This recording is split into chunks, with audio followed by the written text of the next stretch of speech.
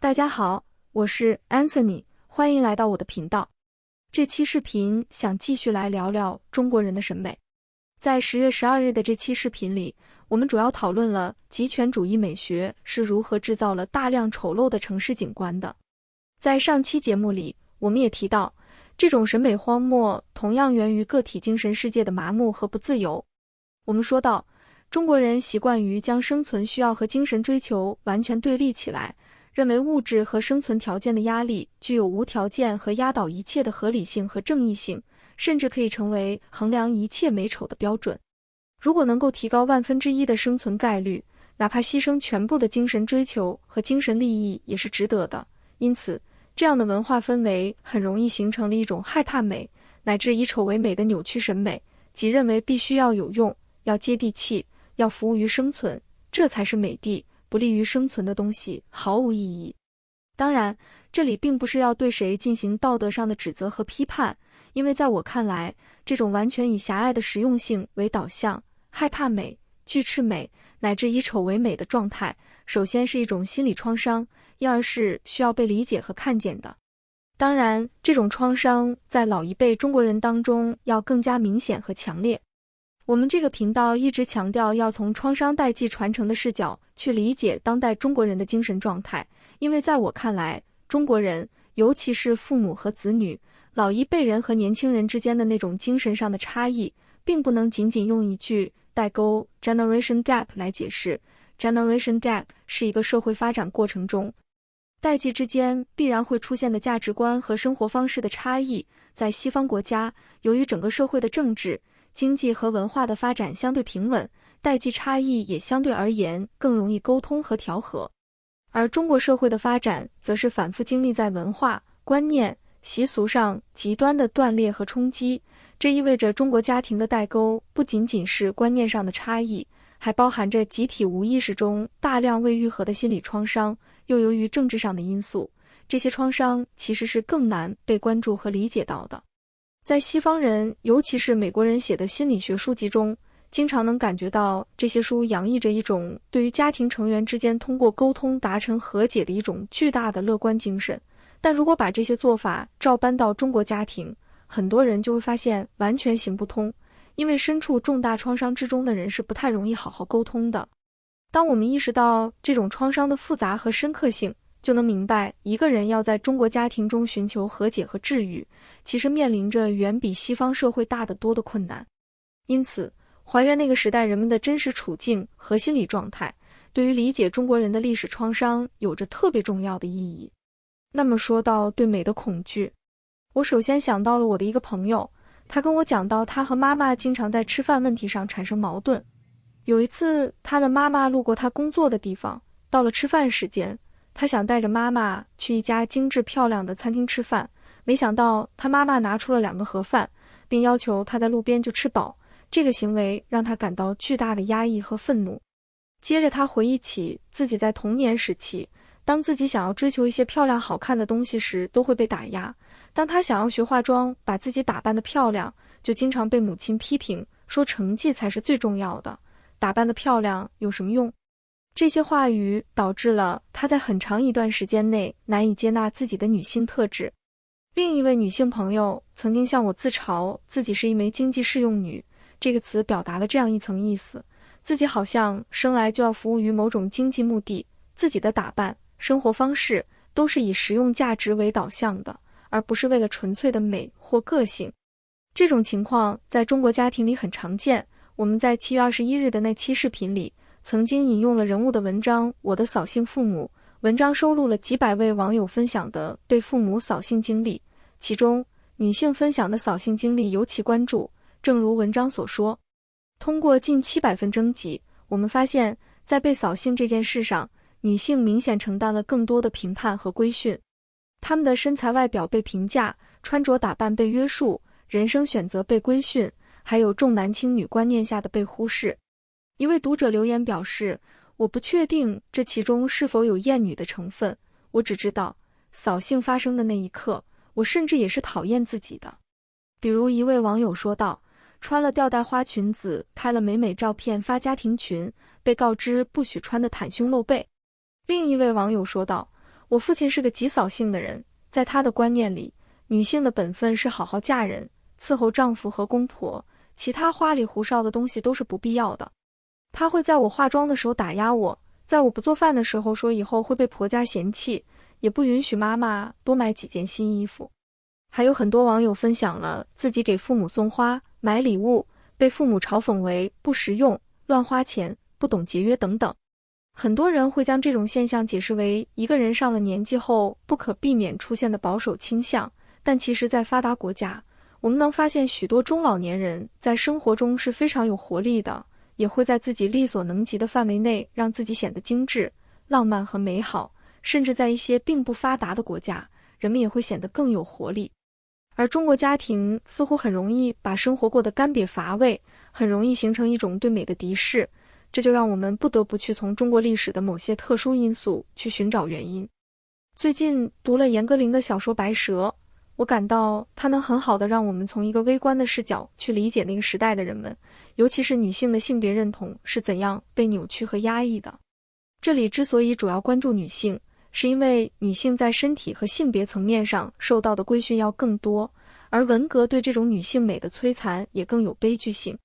故事的主人公孙丽坤原先是一位光彩夺目的舞蹈家，小说通过很多细节描写了她的美丽、优雅和魅力。她曾经出国演出并获得国际奖项，她所自编自演的舞剧《白蛇传》被拍成电影，引起极大的轰动。他所独创的蛇步也吸引了无数观众的崇拜，然而这也招来了他人的嫉妒。随着文革的到来，他的身体、舞姿和性别魅力被革命话语视为威胁，他被定性为资产阶级腐朽分子、国际特务、反革命美女蛇，被关押在一间仓库里。经过了长期的批斗和关押，孙丽坤逐渐发胖，脸变宽，腰变粗，失去了原来的苗条与优雅。这种身体的变化不仅是物理上的，也象征着她的女性魅力的逐渐丧失，隐喻革命浪潮对女性去性别化的过程。看守孙丽坤的女性们同样是值得关注的，她们象征了红色意识形态对女性的规训。这些女性是歌舞剧院的学员，她们曾把孙丽坤视为祖师爷，对他十分敬仰和羡慕。然而，这种恭敬很快就变成了仇恨，她们担当了看守孙丽坤的专政队员。这些女性在文革中学会了造反舞，培养出了宽肩粗腿、大嗓门的身体特征，这与孙丽坤柔美纤细的舞蹈形象形成了鲜明对比。她们不仅在外表上否定了女性的身体，在精神上也使革命话语彻底淹没了女性的身份和同情心，将革命忠诚和对阶级敌人的仇恨凌驾于人性之上。小说写道，这些人通过极端的侮辱来宣泄仇恨，例如孙丽坤的个人生活、身体乃至生理行为都在他们的监视之下，就连上厕所都要被注视着。看守的女队员们对他的哀求置之不理，并且说道：过去看你高雅傲慢，现在就是要看你原形毕露，跟千千万万大众一样蹲茅坑。在经历了最初的羞耻和屈辱后，孙丽坤逐渐适应了这种侮辱。后来他已经能若无其事地在监视下上厕所，还能一边蹲茅坑一边往地上吐口水。听到一大堆的罪名，他也不再感到惭愧。他对自己的身材和形象已经毫不在意，他的头发变得油腻，脸上有疹印，穿着破旧的衣服，和男工人一样抽烟。面对男青年充满色欲的窥探，他也不感到任何羞耻，甚至还能和对方毫无自尊地贫嘴。他从最初的自信和骄傲，到逐渐习惯于身体的羞辱和丧失隐私，最终彻底抛弃了自己的女性特质，全方位地融入了劳动人民。孙丽坤的故事原型是毛泽东时代红极一时的演员杨丽坤，她曾出演电影《五朵金花》和《阿诗玛》。文革开始后受迫害折磨，一度患上了精神分裂症。这种女性人格的被抹杀之所以特别的有悲剧性，是因为它不仅代表了个人的命运，也是那个时代对所有女性的普遍压制。女性被剥夺了展示美、追求个性与内在情感表达的权利，取而代之的是必须符合革命要求的无性别化和去个性化形象。对此，我们在3月15日的那期视频里就提到过，文革时期宣传画中的女性形象主打的就是朴素。女主人公通常不佩戴饰品，穿着肥大宽松的服装，发型统一是齐耳短发或者麻花辫。凡是不符合这一特点的画作，都可能被视为脱离劳动人民的反动作品。画家哈琼文的作品《毛主席万岁》刻画了一位托起女儿的母亲，母亲身穿优雅的黑丝绒旗袍，戴着珍珠耳环，体态优美，女儿穿着皮质凉鞋。然而这幅作品在文革时期被批判为美化资产阶级的大毒草。究其原因，在于作品刻画了女性爱美和优雅的气质，与主流宣传中的劳动妇女形象不符合。在当时，受铁姑娘宣传的影响，女性有意将自己的外貌和打扮向男性靠拢，以黝黑的肤色自豪，白皙的皮肤反而显得缺乏劳动。女性的服饰也以绿、黑、蓝为主。宣传画中的女性通常具备着强壮健硕的体格和男性化的动作，她们的肤色黝黑或者偏红，浓眉大眼，拥有粗壮的手臂和手掌。她们的表情要么是热情洋溢，充满自信，要么是坚定、严肃和愤怒的。总之，女性的一切都如同那个年代的样板戏一样，有固定的套路和程式。这的确是一种中国特色的平等，它是一种抹杀了一切个性和特殊区别，因而也毫无自由的平等。经历了对美和个性长期摧残和剥夺的人，也很容易形成敌视美、害怕美的心态，总感到自己对个性的追求是时刻被匿名的内在权威注视着的。这个权威可能是家长、大人、老师、领导，也可能是抽象的群体，比如劳动人民、周围的同学、同事、亲戚等等。一些人顽强地和这些目光对抗着，他们努力地在自己的生活中打上个性的印记，但也会因为这种个性无法被承认和看见而感到焦虑。我认识的一位生于文革时期的中年女性，她记得自己经常被老师评价为太有个性，这在当时是非常贬义的。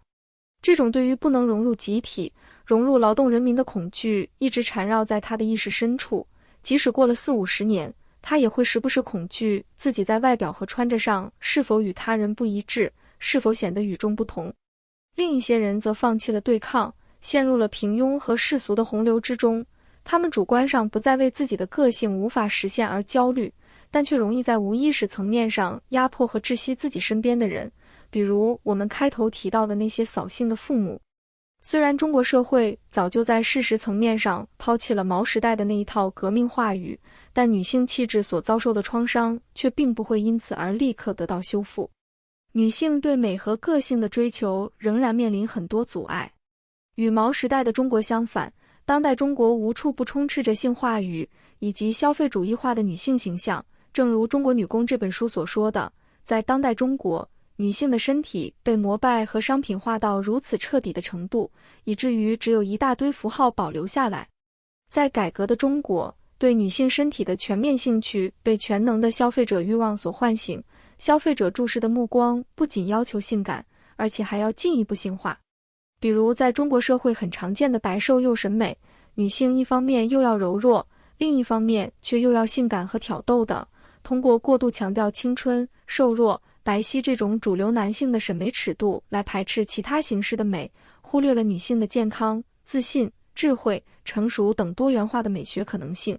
因此，表面上看，这与毛时代的禁欲审美相反，但也只是规训的形式不同。真正的美的自由和多样性，在这两种社会环境下都是被压制的。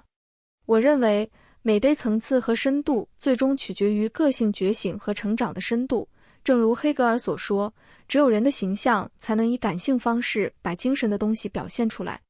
在审美过程中，虽然我们直接感知的是外在的身体或形象，但实际上我们是在通过这些外在的感性形式去审视和感受对方内在精神世界的。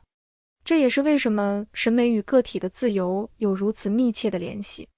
今天的视频就先到这里，下期视频我们还会讨论中国式审美这个话题。如果你有任何问题或个人的困惑想找我咨询，请联系我的邮箱。如果你无法付费或无法加入会员，也请联系我，我会提供其他方式。详情请参考这张图片。我会把这期视频放在心理与教育这个列表内，同时也推荐大家去看我这个列表内的其他视频。感谢大家的收看，再见。